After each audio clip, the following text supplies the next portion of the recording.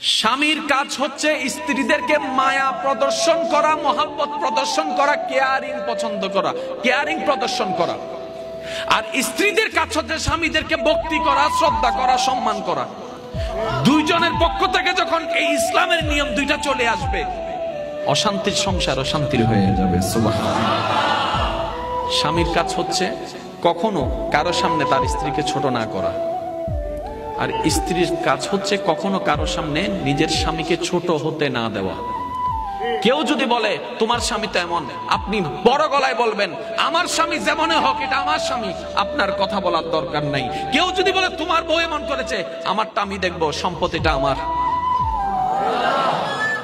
দুইজনের ভিতরে যখন তৃতীয় পক্ষ ঢুকে যায়, ঝামেলা সব জায়গায়।